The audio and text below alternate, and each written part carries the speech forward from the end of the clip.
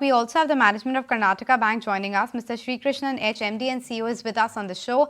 Hi, thank you so much for making time and speaking with us. First up, I was just looking at your profitability. That has slipped almost 20% on a year-on-year basis, down to 330 crores. And even the NII is just up around 2.5% on a year-on-year basis. What explains that, sir?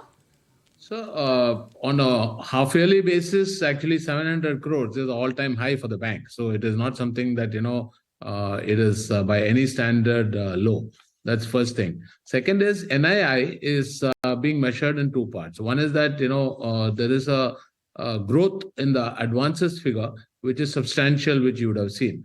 So, the growth has actually hit about 18 to 19% now. We have grown over 7 to 8,000 crores for this quarter alone. Now, this is a very significant jump. So obviously, while we are acquiring new clients and acquiring new advances on the asset side, it is also a function of the price and also supplementary with liabilities. So this is the normal phase of growth that every bank goes through. So this is no aberration really, and this is something which is very steady state growth as planned. And there are two other parameters which one has to see from an overall earnings perspective. One is a decrease in net NPA, and the last is that overall our CD ratio has increased substantially because we used to be earlier in the 60s, and now we have actually hit the 73, which means that we are stretching our book. And we are also happy to announce that the capital raise that we had announced, we have allotted the shares, and the money is in now. So the next quarter onwards, we have more headroom on that front. Taken, but I just wanted to follow up. You did talk about the H1 performance versus the H2 performance, but I just want to understand the incremental performance here, because even if I look at it sequentially, the profit has actually declined Q on Q. I think there is an improvement in the credit cost. Despite that, the profit has declined, and even the pre-provisioning operating profit is down. NIM has come up. What I'm trying to understand from you is, what's a sustainable number going forward? Was Q1 an aberration, and this is what we should expect? Not really, because one of the aberrations this quarter has been the treasury, which every bank in the country and perhaps in the world has faced because of the debt market, the performance in the country.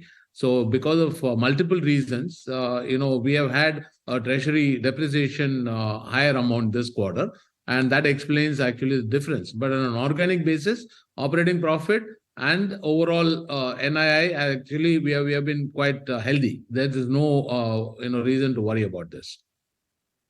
Srikrishnan, if you could just highlight a little bit about how the asset quality has been, because while I see there is a little bit of a dip coming in on the gross level, and where do you see pressures coming in, and would that then translate to higher provisioning too?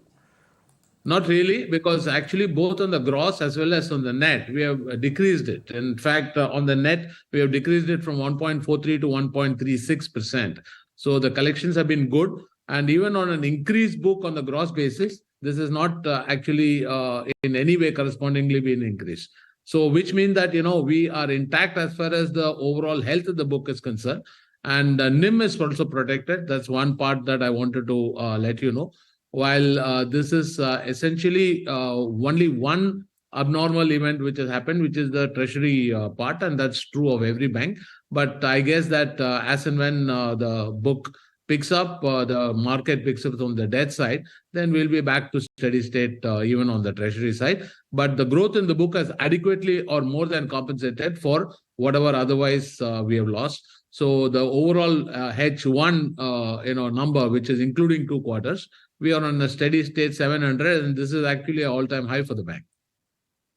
I want to talk about, the recent fundraise that you announced, 800 crore rupees. How is it that you are going to be deploying your funds? So there are 3 parts to this. One is that, this is essentially capital for growth. That is for investment into technology, into the digital side of the bank, which we are setting up. The second part is that there is a tier 2, which is due for a call option. We have got the RBI approval for making a call that's about 400 crores, and that would be done mid-November. And there is also a subsequent capital raise, because the total approved capital raise by the board is 1,500 crores. Out of that, we have done 800. And which means that the 700 we'll have to do a follow-up. And we also do have a tier 2 second redemption, which is due in February. So, which means that various capital actions that have been planned, the first strategy has been executed, and we will continue with that strategy. And this is actually going to contribute a lot into the bottom line also, because the retirement of funds at 400 crores is actually at 12%. And that is something that will significantly add in the subsequent quarter, which will be Q3. Couple of follow-ups. I wanted hygiene data in terms of your slippages and recovery this quarter, if you can help me with that number.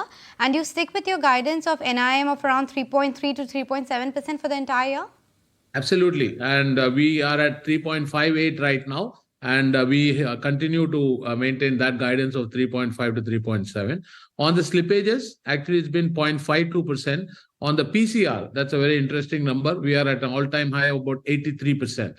So, which again, shows the market that we are adequately covered. And this is including the technical write-offs, of course. But having said that, we have adequate capital now, and our capital adequacy has gone up, including the 800 crore raise, as well as the tier 2 bond that will witness an outflow right now. Sure. We actually would be much in excess of the stipulated requirement of over 18%. Okay, point taken. So the asset quality is looking better and of course well funded for now. Thank you, Mr. Srikrishnan, for making time and speaking with us, and all the best for the coming quarters.